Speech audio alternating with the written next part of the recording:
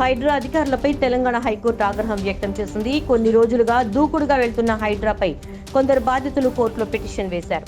ఈ పిటిషన్ విచారించిన హైకోర్టు అమీన్పూర్ తహసీల్దార్, హైడ్రా కమిషనర్ రంగనాథ్ పై ఆగ్రహం వ్యక్తం చేసింది. కోర్టు ఆదేశాల మేరకు వీళ్ళిద్దరూ కోర్టు విచారణకు హాజరయ్యారు. హాజరైన రంగనాథ్, అమీన్పూర్ తహసీల్దార్ తీరుపై అసంతృప్తి వ్యక్తం చేసింది హైకోర్టు. ఆదివారం కూల్చివేతలు ఎందుకు జరుగుతున్నాయని ప్రశ్నించింది. గతంలో తామిచ్చిన ఆదేశాల గురించి మీకు తెలుసా తెలీదా అని ప్రశ్నించింది. అసలు రూల్స్ గురించి తెలుసా అని నిలదీసింది.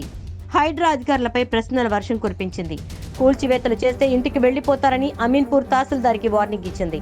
సంగారెడ్డి జిల్లా అమీన్పూర్ మండలం కృష్ణారెడ్డి పంచాయతీ శ్రీకృష్ణనగర్లో ఆసుపత్రి భవనం కూల్చివేత విషయంలో హైకోర్టులో పిటిషన్ వేసింది.